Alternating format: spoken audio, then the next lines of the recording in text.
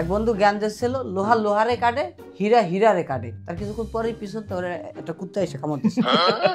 কুত্তা কুত্তায় কাটে।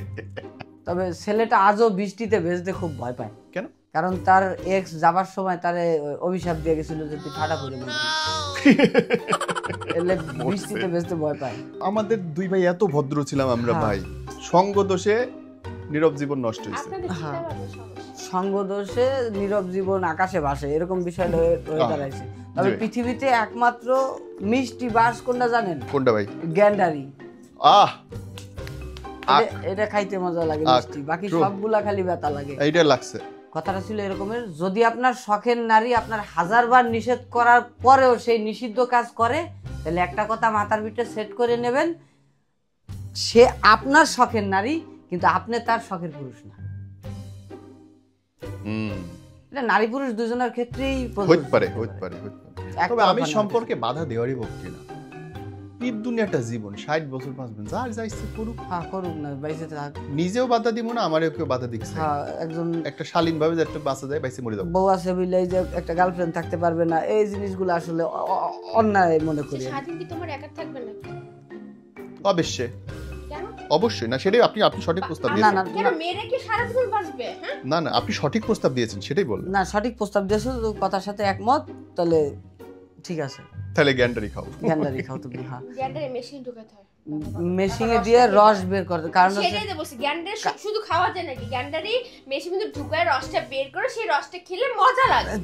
অবশ্যই বিনা ক্লান্তিতে আর কি গ্যান্ডারি রস খাওয়া যায়। আল্লাহ পাক ক্ষমা করে দাও, আমি ভুল করছি।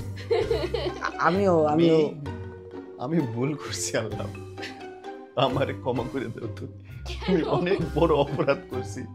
জীবন মাহমুদ ভাই আর আমি ঠিক ছিলাম। আমি এই শয়তানি পেঁচে কেন ছিলাম? যত সমস্যা না, আমি কি বেশি ঢুকে গেছি নাকি? না তোমার এই ভাই ওকে ওই স্টপ 3 মিনিট ওই স্টপ, তুই কোনো কথা কবি না। হ্যাঁ, তুমি 3 মিনিট কথা না কইতে পারলে একটা কোন আইসক্রিম খাও।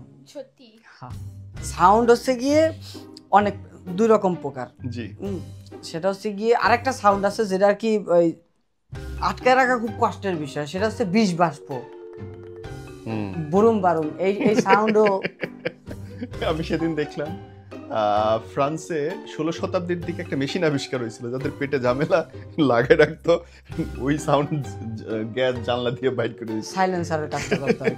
কি হাস্যকর ছিল ওরা। তবে ছেলেটা আজও বৃষ্টিতে ভেজতে খুব ভয় পায়। কেন?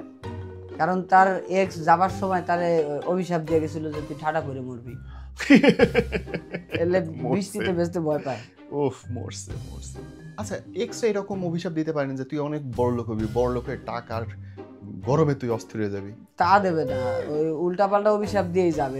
এই কারণেই তো ছেলেটা। তবে এক্স এর অভিশাপ যদি গায়ে লাগতো, দুনিয়ায় কোনো পুরুষই বাঁচতো না। লাগেই না, সবই গেত। তবে একটা বিষয় হচ্ছে কি, এক্স হোক বা বউ হোক, হ্যাঁ, দুজনের মধ্যে ওই স্বামী স্ত্রীর মধ্যেও দেখা যায় বা গার্লফ্রেন্ড বয়ফ্রেন্ডের মধ্যেও দেখা যায় যে মোবাইলের ওয়ালপেপারে যদি ছবি সেভ করে খুব খুশি হয়। তো আমি বলবো বউয়ের ওয়ালপেপারে নিজের ছবি দেখে এত খুশি হওয়ার কারণ নেই। কেন?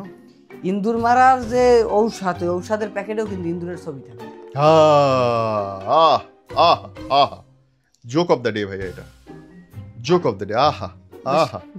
চোর চুরি করে যাচ্ছে বাসা থেকে, তো যখন যাবে তখন যে পিসি পোলাপানরা তো তেমন একটা ঘুমায় না, জাগনাই থাকে।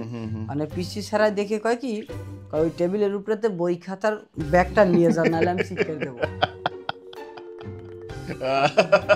আমার কথা মনে পড়ে গেল ভাইয়া, ছোটবেলায় আমি ওই যে ইউজড নিউজ পেপার এবং খাতা বেচত না, ওর মধ্যে আমি আমার অরিজিনাল বই বেচে দিতাম। আমার মা এখন তো শুনবে, শুনে তো কি লাভ এখন, প্রায় বই খুঁজে পেতে কই গেছে এখন জানি না তো। পরবর্তীতে চোর কাছে কয় কি আপনার মায়ও সেম কথাই কইছে যে মোবাইলটা নিয়ে যা। এক সিনিয়র আপুর খুশি ঠিক করে দিয়েছিলাম। আপনি? হ্যাঁ, ঠিক নিচে বসেছিলেন না দাঁড়াইছিলেন? আমি ভিউ চিন্তা করতেছি। নিচে বসে আমার আবার সিনিয়র আপু ভাল লাগে অনেক, আমি ভিউ চিন্তা করতেছিলাম। হ্যাঁ, ভিউ ভালোই ছিল, খারাপ না, স্মেলটাও ভালো ছিল, ওই শাড়ির স্মেল। তো শাড়ির গন্ধ কিন্তু অনেক মজার। হ্যাঁ, খুব ভালো লাগে আমার কাছে, এটা পরাই দিতেও ভালো লাগে। প্রতিটা বাঙালি পুরুষের স্বপ্ন বোধহয় তার বউরের সুতির শাড়িতে খোলা চুলে বেলি ফুল লাগানো দেখা। হ্যাঁ, কিন্তু প্রতিটা বাঙালি বেলি ফুল হ্যাঁ ঠিক আছে, তারপর প্রতিটা বাঙালি তুই তো পরের পুরুষের শব্দে আটকে আছিস, আমি শিওর। আচ্ছা তারপর ওই শব্দ আর তুমি বাইর করিও না, সমস্যা নেই। তো আমি কুচি ঠিক করে দিয়েছিলাম, কে জানো ছবি তুলে ফেসবুকে পোস্ট করছে, মায়ের পায়ের নিচে সন্তান।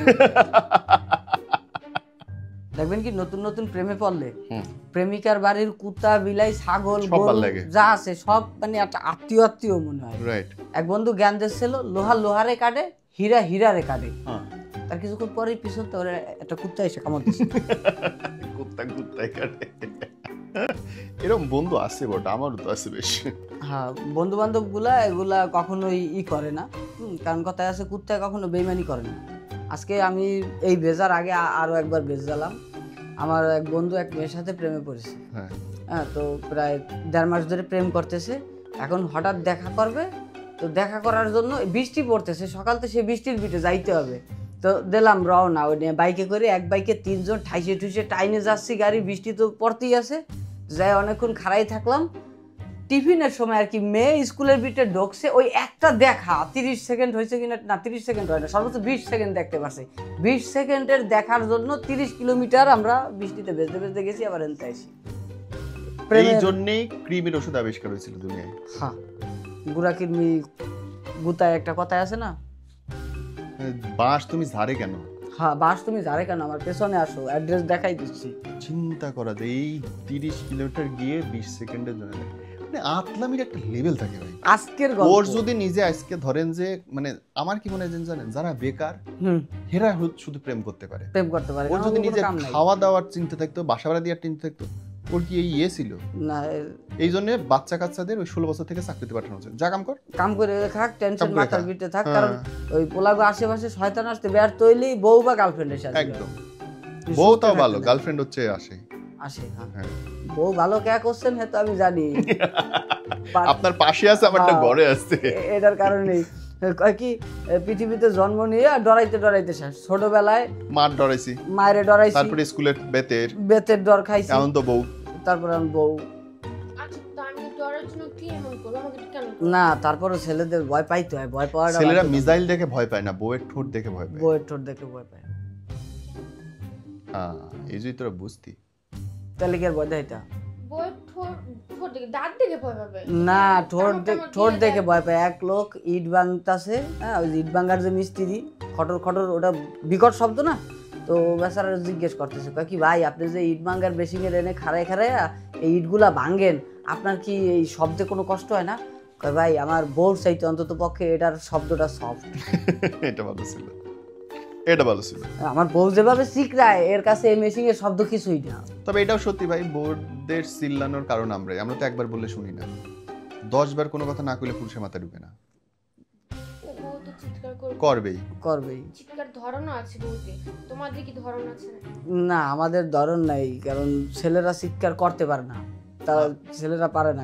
আমি কইছিলাম 3 মিনিট, তুই কোনো 1 মিনিট বেশি হয়ে গেছে। ও আচ্ছা ঠিক আছে, যা। 1.5 মিনিটের মাথায় কথা কইছে, বেশি হলে হবে না তো, চিটিং চলবে না।